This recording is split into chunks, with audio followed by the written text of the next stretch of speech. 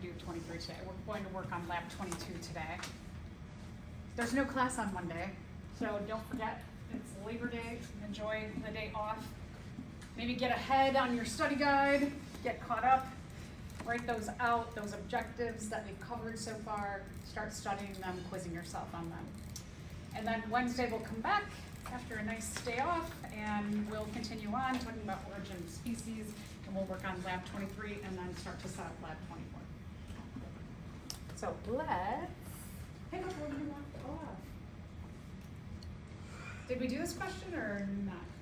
No, not yet. Okay, so let's take a look at this question. A little review from last time we were talking about homologous, vestigial, and analogous structures. When we take a look at these two animals here, I'll give you a hint. They are both vertebrates, and they have the same bone structure in their forelimbs. So would that make these two animals and the bone structures they have, would those be homologous structures, vestigial structures, or analogous structures?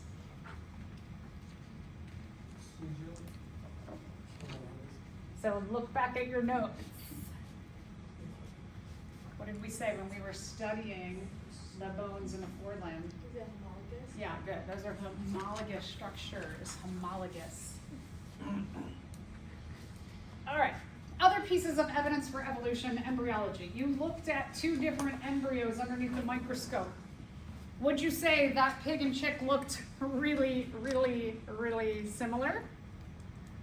I mean, I would. Could you, when you looked at it, you were like, oh, that's totally a chick, and oh, that's totally a pig.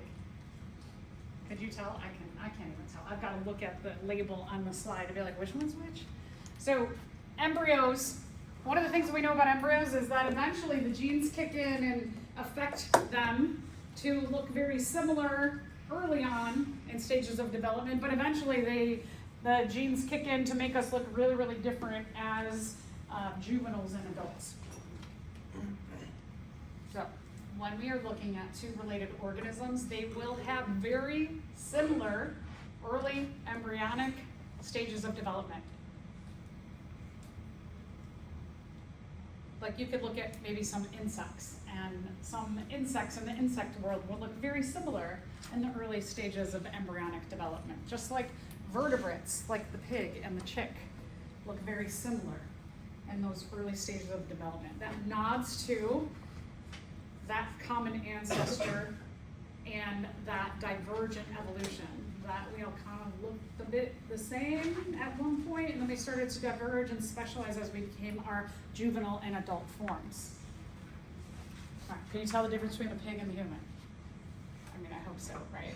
But if I didn't have these labeled, would it be easy to go like, well, that one certainly looks like a pig, and that one a human, and that one looks like a lemur? I wouldn't be able to tell them apart. But here's again, some other vertebrates. They have the same forelimb structure. You can see the forelimbs look like these little tiny, like finger-like puffy things. They almost look like a stuffed animal in a way. They look very similar. They look similar. They resemble one another because there is a common, close, shared ancestry.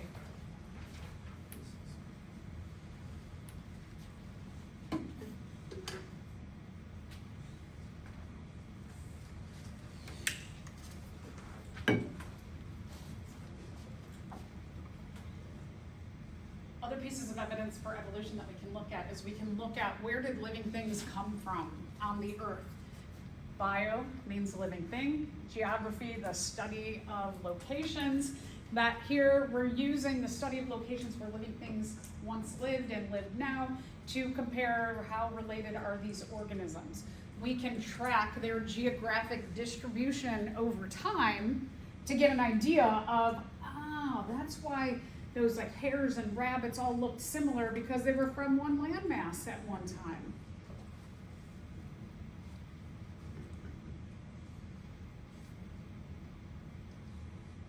One of the things about the land masses on the earth is that they are in constant motion. Now we're not like this, like, whoa, we're moving, right?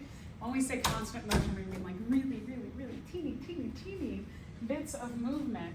And sometimes those movements can be drastic at one time, like an earthquake, but for for the most part, the movements are very small. What we call this phenomenon is called continental drift. That the large land masses are moving, and they might only equate to millimeters per year, or maybe a few centimeters per year, but not much. If we go back 250 million years ago, all the continents were connected, and they were called a landmass called Pangea. And then if we go another 50 million years forward in time, they start to separate into kind of three land masses. The lower land masses are called Gondwana, and the upper land mass is called Laurasia. And then you can see again, there's some movement, some changes over time, and some changes over time. And if we look at from Pangea to modern or present day, we can see drastic differences. That there are some big ocean separations between many of the land masses.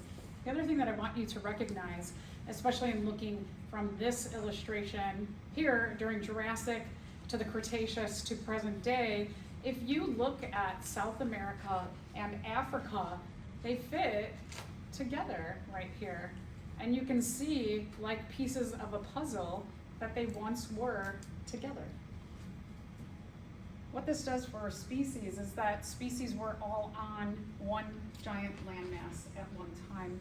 And as the continents started to move apart, as crowding started to happen, as pressures of competition and nature changing or natural selection happening, the species go to different areas of this landmass, and they start to look for ways that they can survive more easily, climates where they can survive more easily. So they start to move, and the genes that are favored are different in these upper land and lower land masses than the ones in the middle, for example, where it's a lot warmer. And up here, colder traits would be favored. So again, just thinking about this in terms of plate tectonics, that nature and the areas that you live in select for either the traits you have or don't. And when we're talking about natural selection, regardless of what kind of piece of evidence for evolution we are looking for, one of the things I can't emphasize more, that as you go into other classes, perhaps you're not taking any more biology, but if you are taking more biology and you do some evolution or you take an evolution class, just a word of advice: do not use strong and weak when you're talking about evolution. There will be some professors who will probably embarrass you if you use strong and weak in regard to evolution. Sometimes being weak is actually beneficial in an environment. So we don't like to use these terms like better or worse. We like to describe them as advantageous or not advantageous. So just kind of like keep these two words in the back of your head, don't use them. All right, and then our last bit of evidence for evolution, we're going to take a look at molecular biology. And we have ways to use the pieces of DNA and RNA and amino acids that make up proteins to show the relationships among organisms in a very concrete manner. So let's talk a little bit about comparing these details. A little refresher on the central dogma of biology. The central dogma says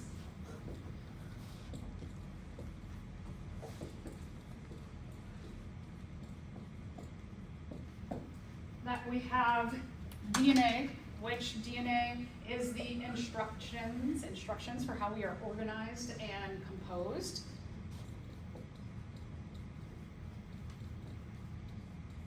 And so really it's the instruction for everything that's important in us, on us, the instructions for how we look, the instructions for our physiology, and the instructions for our behaviors.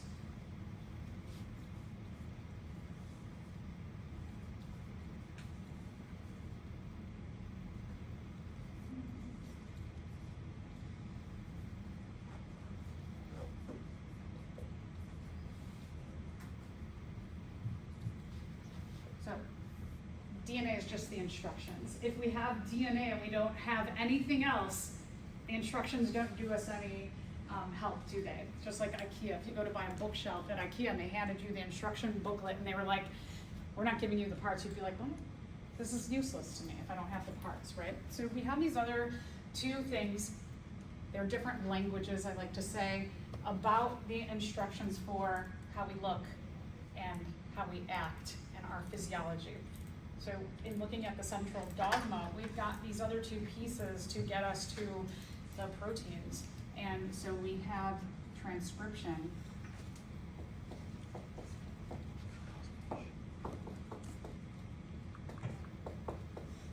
And we have translation.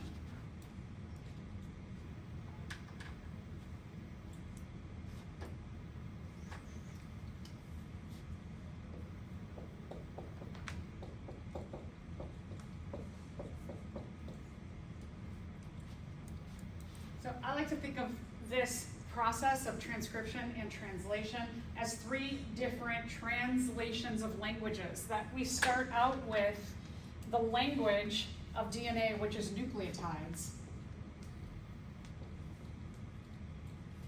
And then we go over to the language of RNA, which is still nucleotides, but our nucleotides change just a tiny little bit.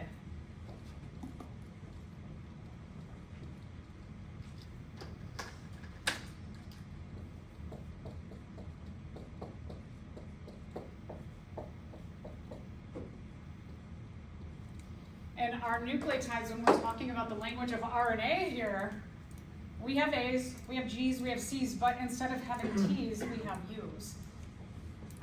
And then when we look at the language of our proteins,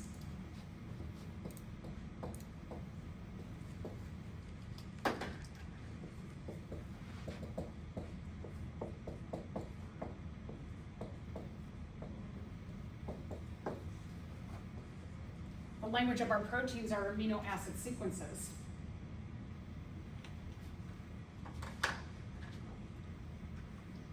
So when, in the end, the instructions for the DNA gets a transcript into RNA and then gets translated into the amino acid sequence of the proteins, what happens here is the initial proteins that we get, they are going to go off to other metabolic pathways within a cell, within a tissue, within an organ, depending on what kind of organism you are, and they're going to become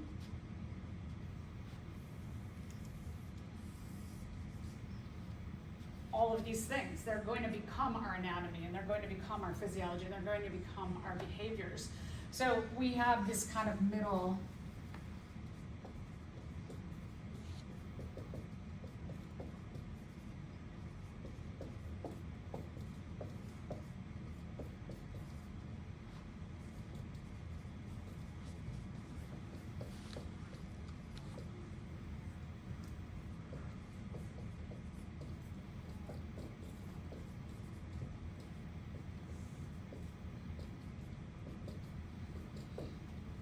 So from the initial proteins that you get, those proteins go into other metabolic pathways, and then eventually we get the important things that we need in the cell.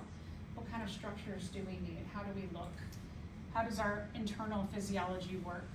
What are our behaviors? So this central dogma here, one of the things that can happen when we're looking at molecular biology as evidence for evolution, we can look at any piece of this process of the central dogma and we can compare different pieces between different organisms and say, oh, because they have a lot of the same DNA at this particular gene for this particular physiology, that shows that they are either closely related or maybe they don't share a lot of the same nucleotides for a particular physiology or behavior or how that organism looks.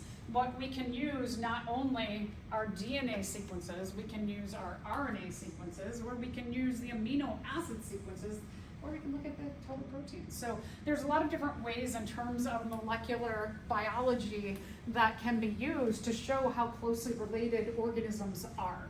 I think it's kind of interesting that there's just a lot of flexibility in the ways we can look at different structures and how they are comprised. So for example, almost every organism on the earth has this protein called cytochrome C. So that's another way, it's like, well, if almost every organism has this particular protein, does that not show some kind of common ancestry thing? That our common ancestor had this cytochrome C, and that as we moved into different environments, that cytochrome C had mutations to it that suited us for our survival? Yeah, for sure, right? So many organisms, and I say almost all because we haven't sequenced every organism's genome on the planet. There's still a lot of work to be done. So we can use, again, we can use amino acids, we can use proteins, we can use genes, looking at RNA or DNA at a particular gene point to see how many A's, T's, G's, and C's, and the order that they come in, how are they similar, how are they different, and why. And figure out the whys too by looking at the habitats, the locations, the actions, the survival, the behaviors of those different organisms. So, related organisms share DNA sequences, RNA sequences, amino acid sequences to make up proteins.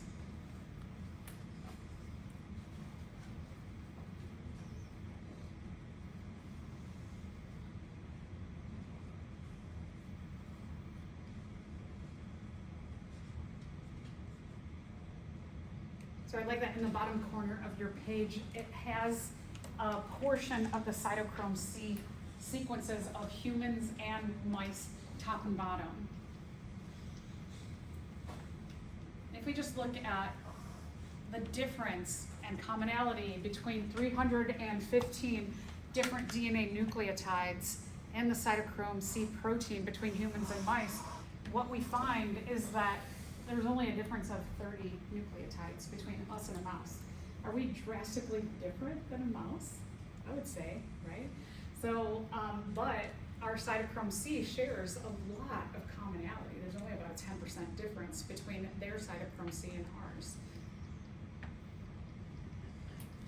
Let's take a look at this question.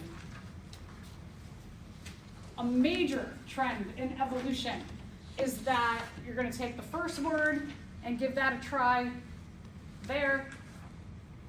Forms give rise to, and then you're going to use the second word and see, does it make sense? So let's go through each of these. A major trend in evolution is that larger forms give rise to smaller forms. We know that happened with the dinosaurs, right? They were big, and then eventually mammals were proliferating when they went away, so big did kind of give rise to small, but is that always the rule? No. So big to small, not always the rule. Small to big is not always the rule either. How about a major trend in evolution is that simple forms give rise to more complex ones. How does that sound? I think that one sounds pretty good. How about more complex to simple? Well, that's just kind of like, what? And then, no, right? So sometimes people will want to choose that E, but C is really, it says it all right there.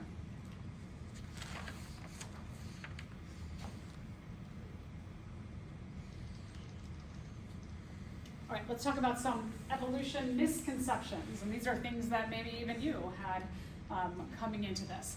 We'll take a look at all four of these. One, evolution is just a theory. So things aren't just theories. Remember that a theory is a piece of information, a phenomenon, an idea, a fact, that there are so many scientists who have done so many studies, who have so much data, and everybody is kind of pointing to the same conclusion. So when someone says, this is just a theory, or in reverse, if someone says, I have a theory that it's going to be warm for the next week. If I say that, do the whole scientific community with tons of studies get behind what I just said? No, right? That's a hypothesis. So things can be just a hypothesis, but when we're talking about theories, this is like a lot of evidence here. And remember that when we're talking about evolution, there's two parts in terms of theory and hypothesis to evolution, is that the things that we're looking at in lab and what we just reviewed, the different pieces of evidence for evolution, points to that natural selection and mutation guide evolution so that organisms change over time. So that's the theory portion. The hypothesis portion is how life started. Who started it? Why did it start? Where did it start? We don't know any of that.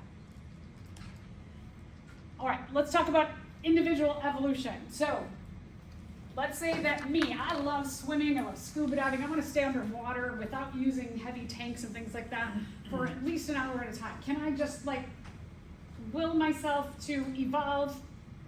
Could I go to a lab and say, change my DNA so that I have gills? Can I do that this time? No, right? You can't do those things. So individuals don't evolve. When we are talking about evolution, evolution is a product of populations evolving. That given the current environment, variety in our population will decide whether we have enough individuals who have traits that make them really well suited to surviving easily in the current environment. And if we have individuals who have an easy time surviving, that gives them the time to reproduce and then take care of their offspring. And what we know about genetics is that parent cells give rise to their offspring.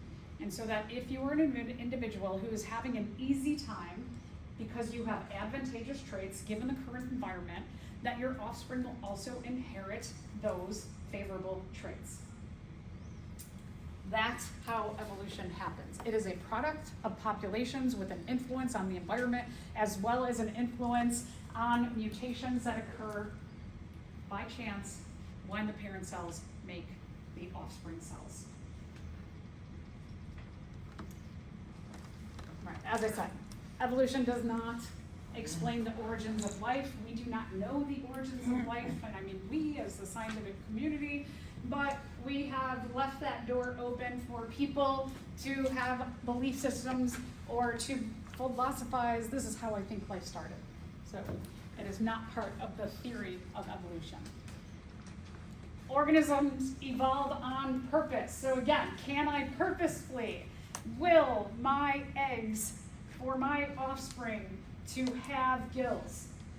Can I make a no, right? So it's all just by chance. Whatever mutations happen in my eggs, along with, am I having an easy or hard time surviving? Do I have time to reproduce and take care of offspring?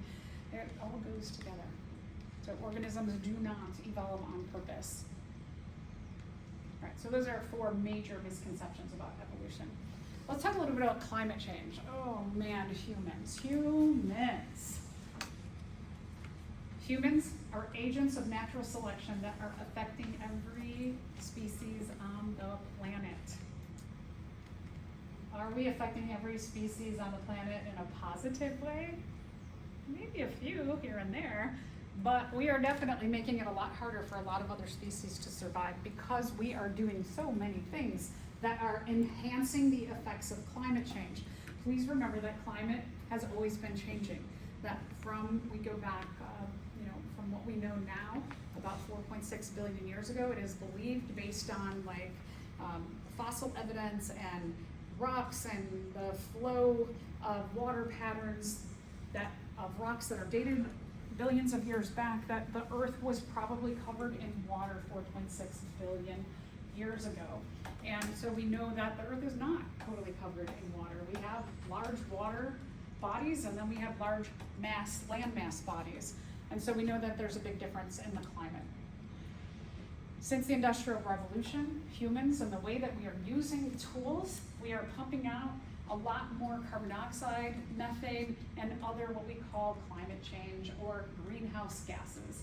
And what those things do is they warm up our little earthly bubble, and as we warm up our bubble, it causes a lot more evaporation and precipitation of water.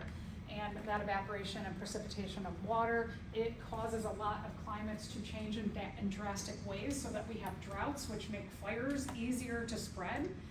We have droughts so that organisms have to leave to go find food in other places. We have the opposite of droughts, where you have massive flooding, mudslides that are caused by water coming down really, really quickly. We have hurricanes that are getting bigger every year and more frequent.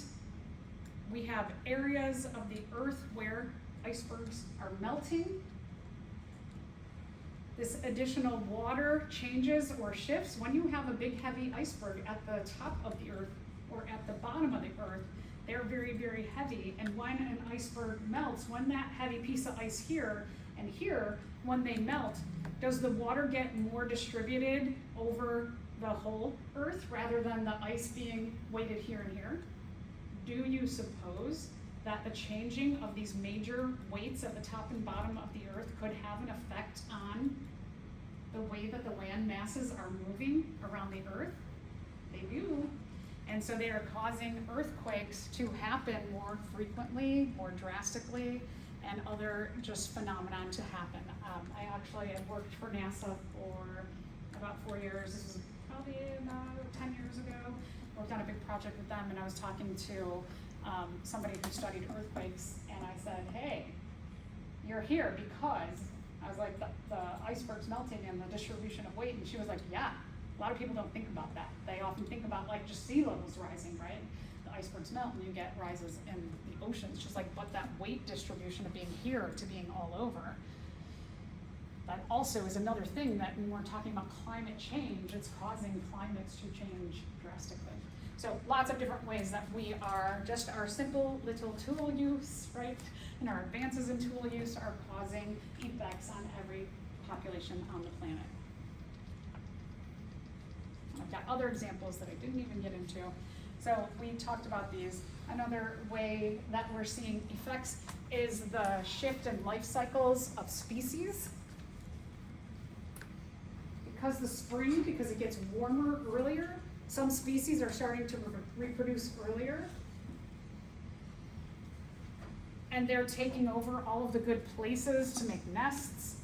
They're crowding out a lot of other species from getting or sharing the competition for different areas. It's also causing migratory animals from maybe not having to migrate as far, because usually when we're talking about migratory animals, they are chasing warmer weather and they constantly are in motion to go to warmer areas. So they might go from Canada where it is cold. When it goes from being warm up in Canada and it starts getting colder, they start flying down south. But maybe they don't have to fly all the way down to Central America. Maybe they only have to fly down to Tennessee now.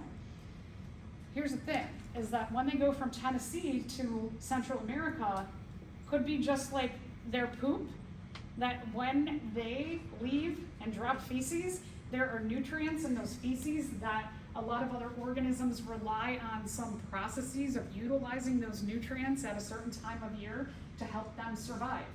And so just little tiny effects that we're not really thinking of, like how could somebody's poop help some other population or communities, a lot of other organisms. These little changes that we are seeing happen are having drastic effects on ecosystems. Mosquitoes, have you noticed more mosquitoes since maybe you were a kid? I definitely have. Just even in the last like 10 years. I live in the city and there is no body of water near me. I always make sure that there's no standing water anywhere near me. None of my neighbors have any standing water, but I can go and sit on my little porch, which I often do, and I get bit by mosquitoes starting as soon as like maybe March. It even could be cool outside.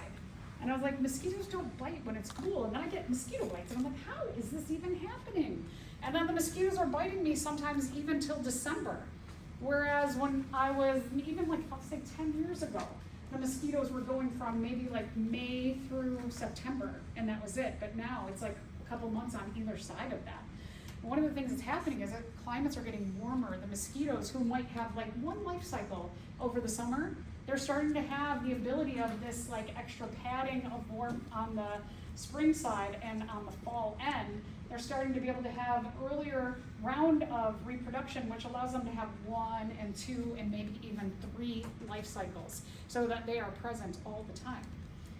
Globally, here's the thing about mosquitoes, is that mosquitoes and the way they interact with other animals is that they sting, right? They stick that nose into another organism, and this is kind of cool, is that when they insert that, they have an anesthetic, a naturally made anesthetic, so that when they puncture into you, right, because they get blood, you can't feel it, because they put anesthetic on their nose. And so a lot of times, right, you might not even, you have a mosquito, but you're like, how did that get there? I never saw a mosquito land on me. Or you might see it and then you hit it and the blood comes out, right? Because It was taking blood from you. So mosquitoes, in the way that they interact with us and go into our bloodstream to extract blood, they are really good what we call vectors for diseases. Not diseases that they cause, but they might carry little tiny protists or bacteria or virus particles that when they are getting the blood from us, those little tiny microorganisms are slipping into the bodies of other organisms. And as it gets warmer and earlier and later months, or different areas, there are mountain ranges that have never seen mosquitoes before until the last few years. That the mosquitoes are able to fly up higher in altitude in different areas of the world, and in some of these areas of the world, those mosquitoes often carry malaria, so we are seeing a really serious disease spread to other areas of the world. So a lot of different ways that mosquitoes and just their ability to have another extra 1 or 2 life cycles can really hurt other species. So here we have a squirrel, the red squirrel from Canada. Because it's gotten warmer earlier, they have started their life cycle just a tiny bit earlier. So in having maybe like 2-3 weeks earlier than other squirrels and other species that might make little nests in areas, they're the winner of the competition for those areas. So they're having an easier time surviving and protecting their offspring. So you're seeing an increase in population of them because of a change in behavior. And then the last example that I want to talk about are the snowy owl here. We go back maybe 10 years where this owl lives, there was a lot more snow. They live in trees. And so when it is snowy on a tree, it's kind of like some of the snow sticks to the crevices in the bark and then the bark sticks out a little bit. So you have this pattern of a snowy tree looking like this, which would allow this trait, coloration, to blend in better, and they could hide from predators or hide from prey and get their prey on a sneak attack. But now that there is less snow, this trait is starting to become a lot more favorable, where they can all winter blend in with the tree by being these beige and brown colors. Most of the time in human existence, we have not been able to actually have data on the evolution of species in real time. Because usually evolution, we're talking about like tens or hundreds or thousands of generations to see a significant evolution of a species. But now we're seeing, like with mosquitoes or the red squirrel or this owl, we're seeing evolution happen in real time, which is really weird. So again, humans, we are acting as agents of natural selection to affect every species on the planet, it is believed.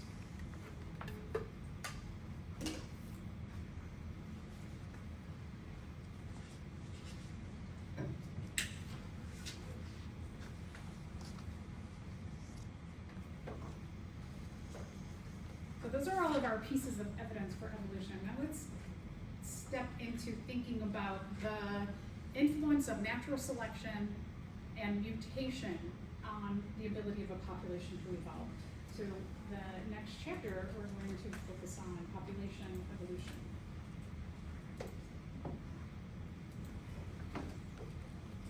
Let's do some defining. Population. We're a population of Homo sapiens. In being a population of Homo sapiens, oh, I know that the packet has run out.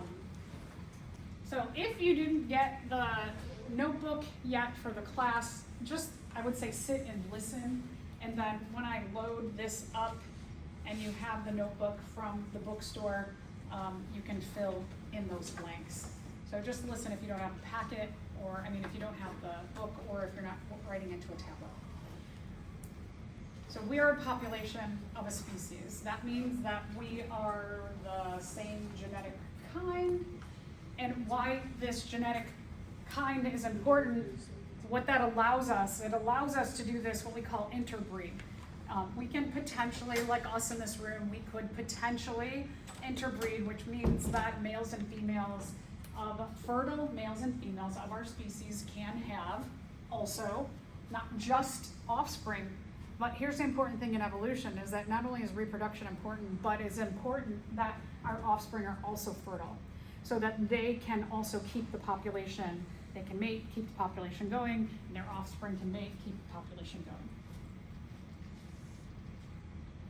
All of the genes, traits, characteristics, behaviors, anatomy, physiology that a species has, this is called our gene pool, the sum of all of the different things that are equated from this whole process of the central dogma that we have. It will highlight the variation that we have in our population.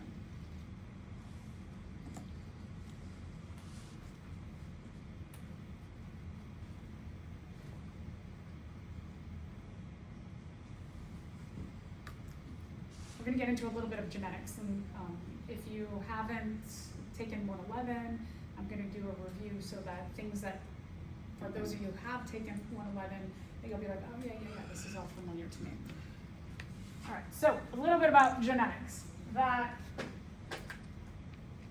we're going to take a look at and utilize a simple form of inheritance called complete dominance. It's going to be another way that we can track the generations of a population and give support mathematically, some other data to show that a population is going from this and they're going to that, which means that they're changing over time.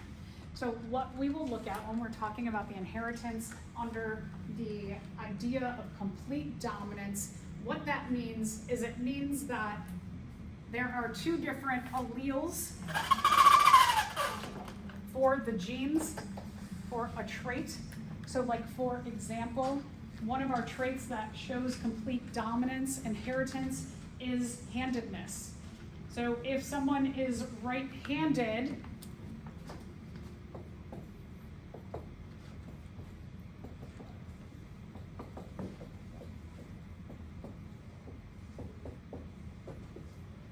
they have one or two right-handed alleles. If someone is left-handed,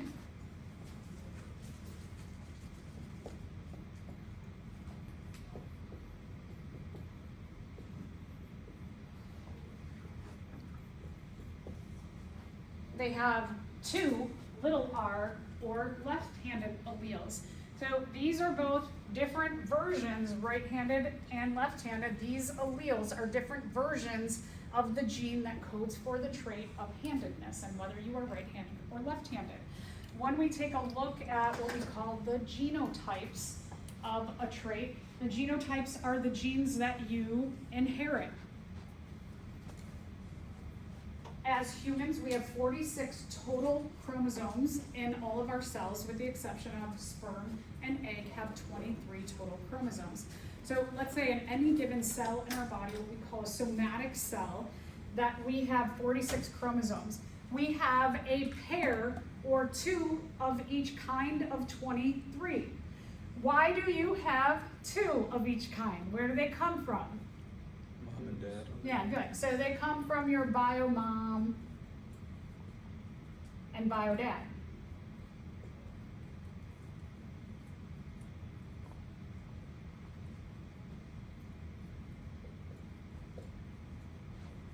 They came from the egg and the sperm. The egg carries 23 total chromosomes and the sperm carries 23 total chromosomes. So you have, in general, like when we're talking about something very simple, kind of inheritance, like complete dominance, you have two alleles for that trait. We can have different versions of how those alleles express themselves from their genotypes. So for example, we could have two big R's. In another trait, you might have a capital T and a small t. No. You might have two little t's. These are the same color. I can see that now. Okay, so you might have two capital R's for a gene or a genotype. You might have two little t's. And then in another case, you might have one of each, or you might have a capital and a lowercase small.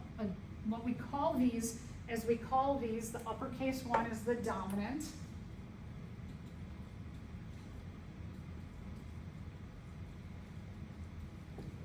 The uppercase is the dominant allele, and the lowercase one is the recessive allele. And again, this is all in regard to a specific kind of inheritance called complete dominance. And what complete dominance says is that when there is a dominant allele present, just like here, each of these have a dominant allele. When you have a dominant and a recessive, the dominant allele will mask the presence of the recessive. Now the recessive is still there, right? Still there. But the dominant trait gets expressed. It's as though the recessive trait isn't there, but it is. It's there. It exists. So when you're looking at these two genotypes,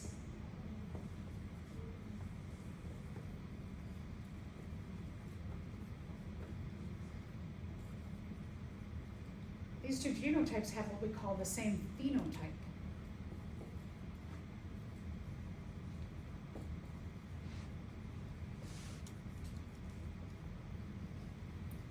When we are talking about phenotype versus genotype, our genotypes would be our like capital R, or your capital S, little s. We're talking about these two genotypes. This one we call homozygous. Homozygous means same. And we call it homozygous dominant because two of the same dominant alleles. This one is called heterozygous. Hetero means other. They are different than one another. As long as one dominant allele is present, the phenotype will look dominant. So you can have these two genotypes coding for the dominant phenotype. Now this one here,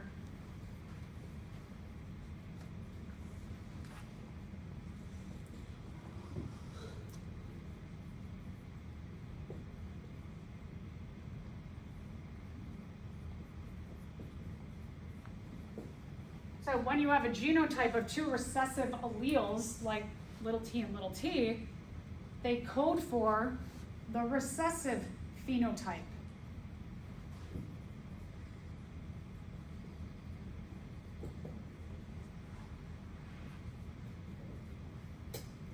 So even though we might have three different genotypes here, capital R, capital R, capital R, little r, little r, little r, they only code for, those three genotypes only code for two phenotypes, a dominant phenotype and a recessive phenotype. Right-handed dominant phenotype, left-handed recessive phenotype. So just kind of some basics around the way that complete dominance genetics works, and we're going to come back to this at the end. The reason why we have different alleles is because of mutations.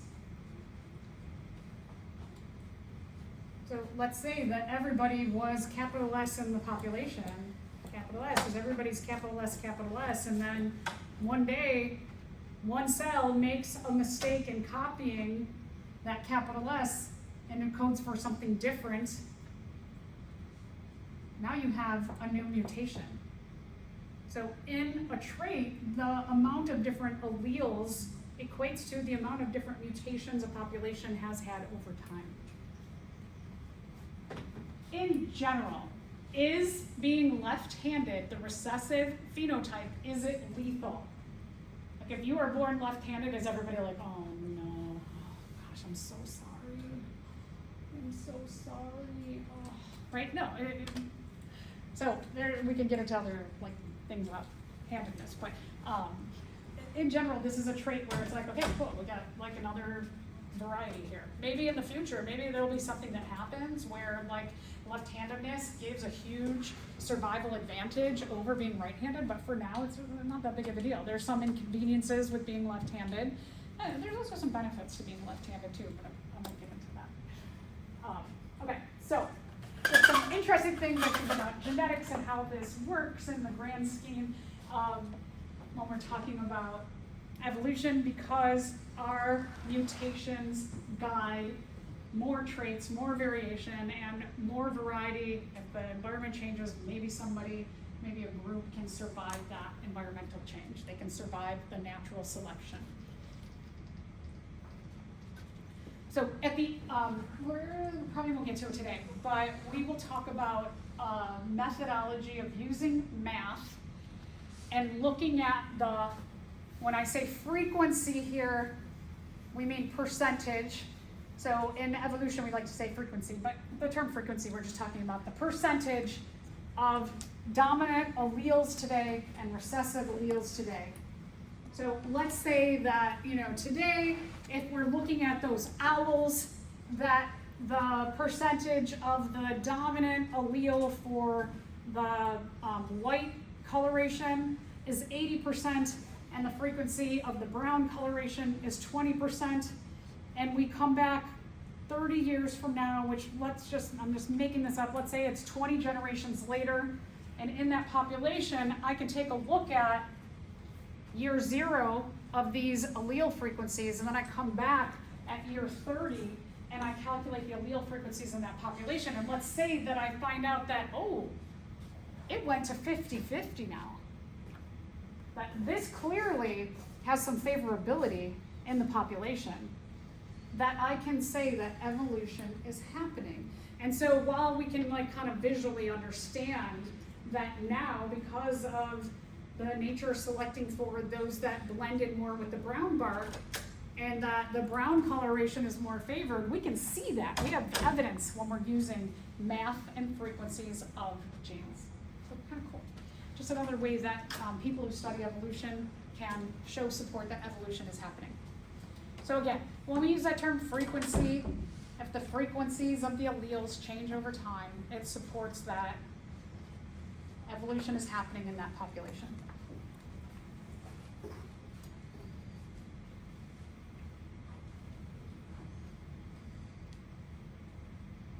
I love math.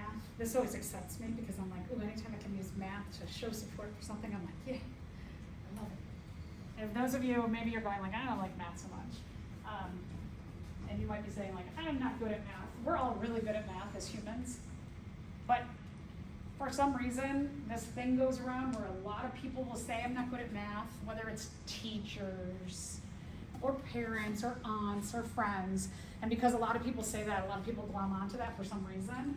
Whereas me, I was told, my kids, like, you are so good at math. Like as soon as my kid would be like, what's 1 + 1? 1 and 1, it makes 2. And then 1 + 1 is 2. I'm like, you're so good at math. And I got that into his head, both of my sons. And now they look around like, I'm good at math. I have brainwashed them in a positive manner instead of a negative manner. It does lead to them actually excelling better in math because they think they like it. So it's kind of funny when we have this negativity around something like math in our society. If you change your viewpoint, it's called growth mindset, that if you believe that something is good or you like it, you actually will excel more in that.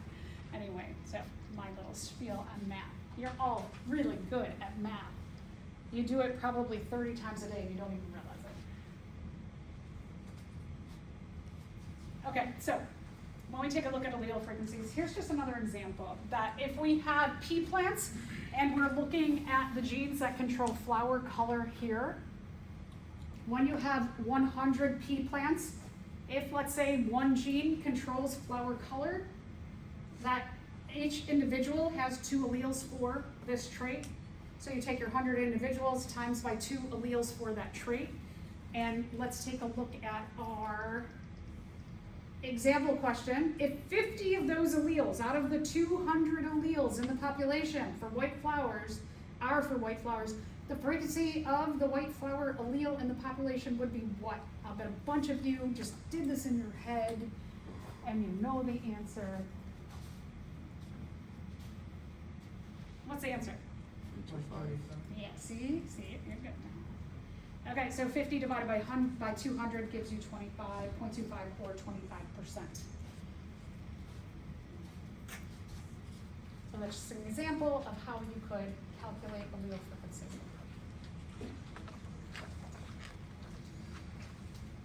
So again, where do you get the alleles from? Right-handed alleles, maybe they were always round, and then mutations happen, boop, and you get another variant, and that's just because of a chance mistake in the copying of the DNA from a parent to an offspring organism. It's all just by chance. So could we have ended up looking like that?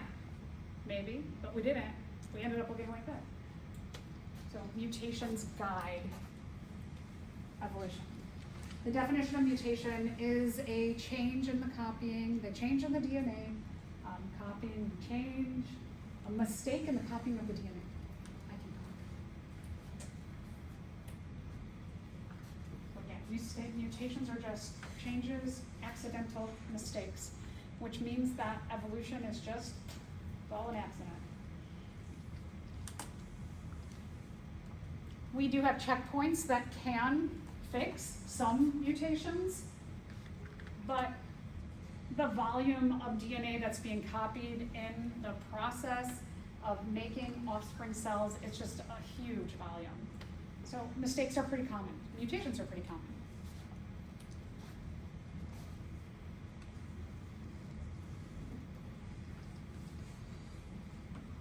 The mutation in the DNA, like the central dogma says, if there's a mistake here, it can lead to a mistake here.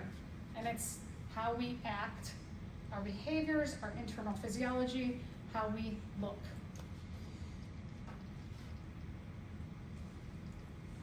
Again, nobody's trying to force it. The environment isn't changing our DNA. Just the cell's doing its best.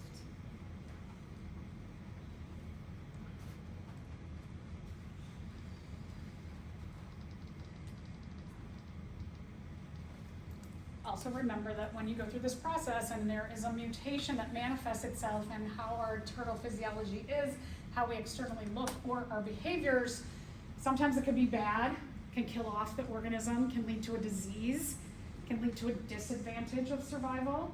Sometimes it can be equivalent, meaning that it could be something that actually codes, because proteins are very long chains of amino acids, maybe somewhere in the 1,000 amino acids, one is a mistake, but the protein is able to be made to equate to the right thing.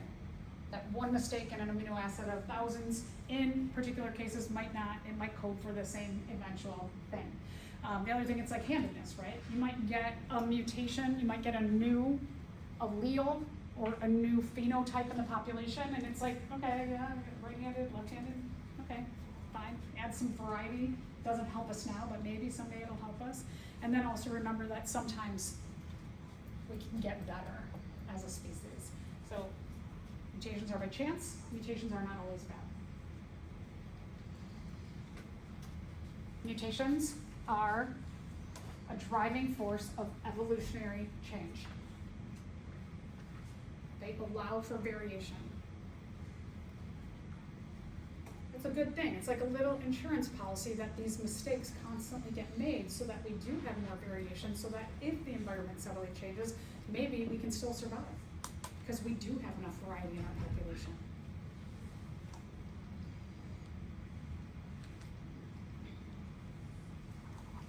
Mutations are most significant when they are passed from parent to offspring. So my heart has a whole bunch of really, really important jobs. So we'll get into those important jobs later in the semester. But we all know the heart is really important, right? And keeping it healthy is super duper, duper important. So let's say I have 1 billion cells that make up my heart. And as one of my cells is starting to get kind of weakened and it gives rise to 2 new cells, let's say one of those cells becomes totally non-functional. That we have 1 out of 1 billion cells right now in my heart is not functioning. Is that going to have a significant effect on the function of my heart? 1 in 1 billion, right? The rest of them are going to be able to like make up for that 1 cell that just like, okay. So where the mutations are significant are when egg is made and sperm is made, because they make the offspring. So when you have mutations that are really, really bad or really, really good, it manifests itself in offspring.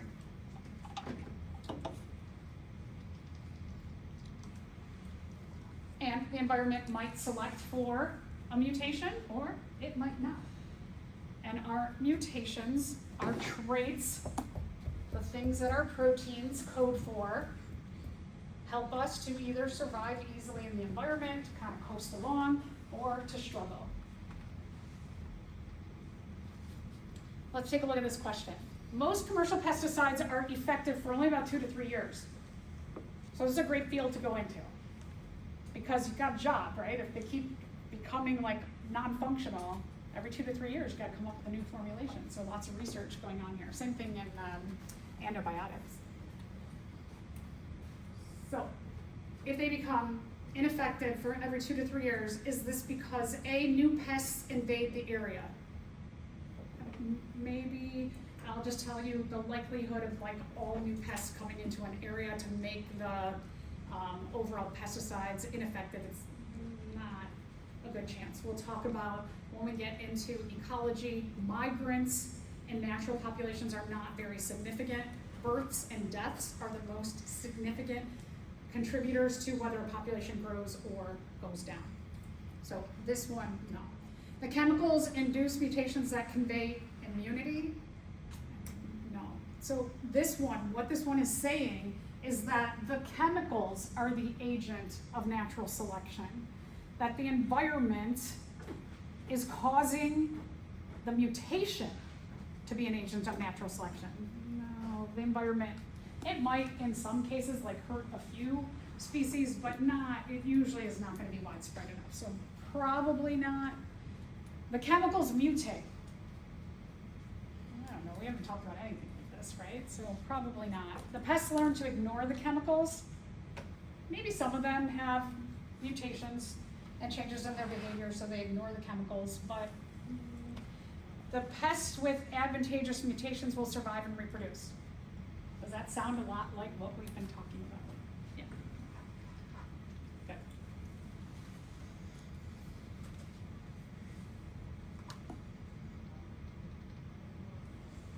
So remember that when you have a mutation, and it codes for these things over here in the central dogma, that equates to adaptation, and beneficial adaptation allows you to survive easier.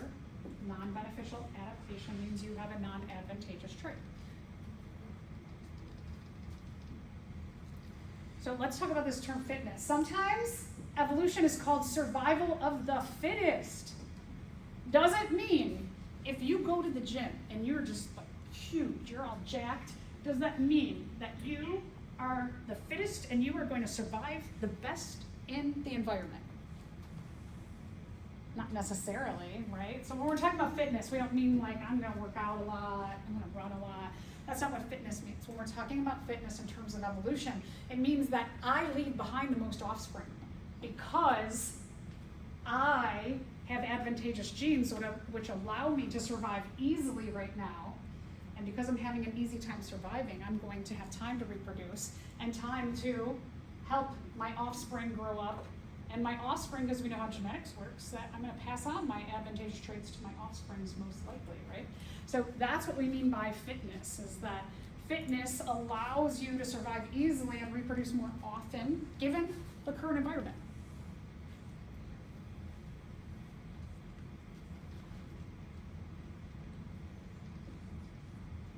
So natural selection, again, often referred to as survival of the fittest. And right there, tucked in this term fittest, are things like advantageous traits, good mutations, time to reproduce because I survive easily. All that's tucked into that term fitness.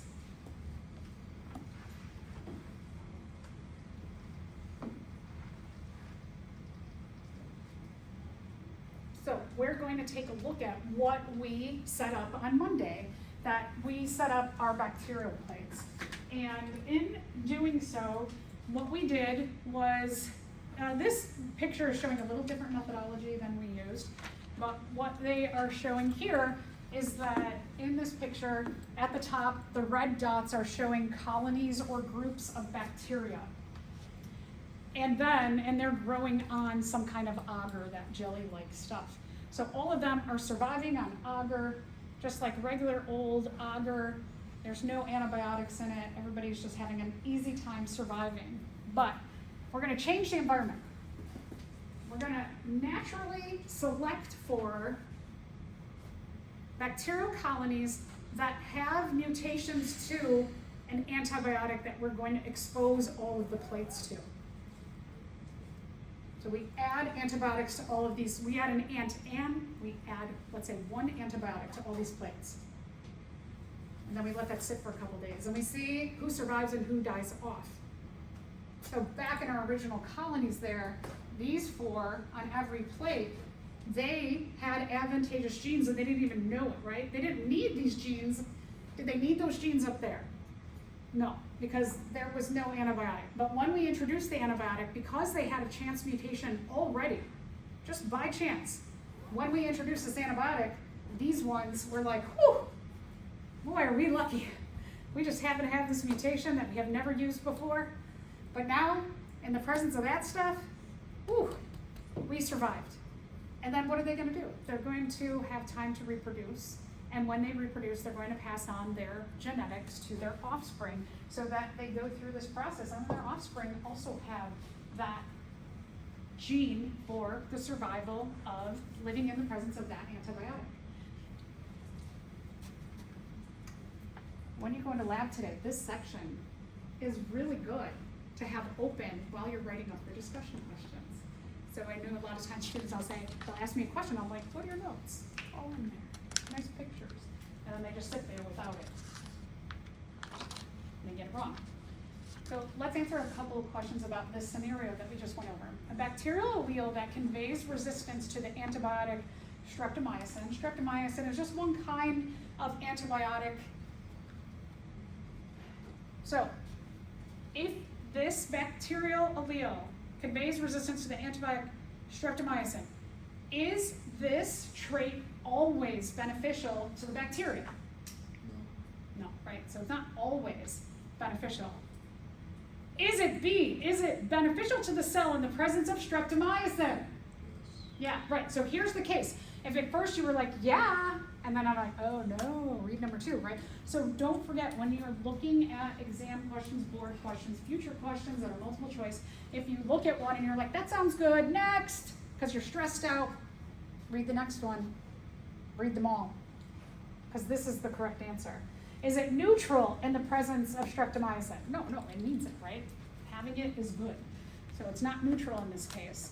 Is it beneficial to the cell in the absence of streptomycin? No.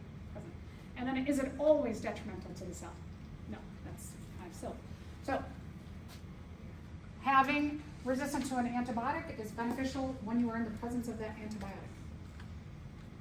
Right? Just like if I have gills as a human and I never go into water, are my gills beneficial to me? No. But if I go into water, then I'm selected for in that environment.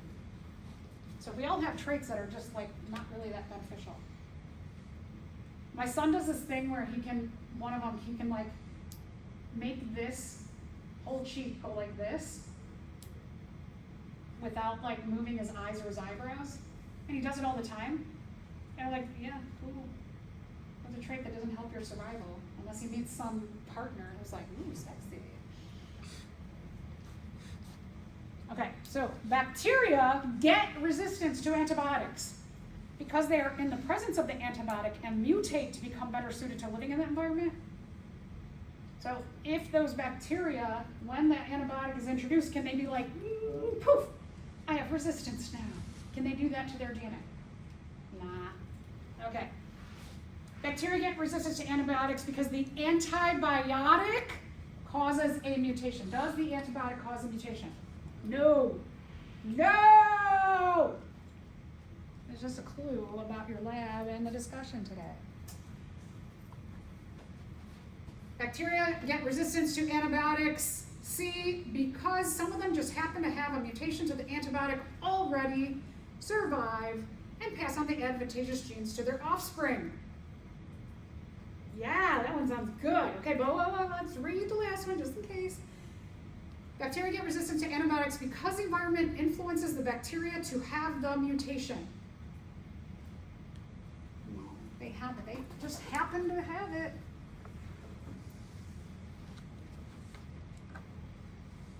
These are very nice questions and the scenario to look back at while you're doing your discussion for today's lab write-up. All right, so remember, the environment selects for organisms who have the best traits right now, meaning the most advantageous, meaning that they have an easy time surviving, meaning that they have time to reproduce, and then pass on those good genes to their offspring, and then help their offspring to also grow to an age where they can reproduce and pass on those good genes. Okay, so let's stop there today. Let's stop early. I never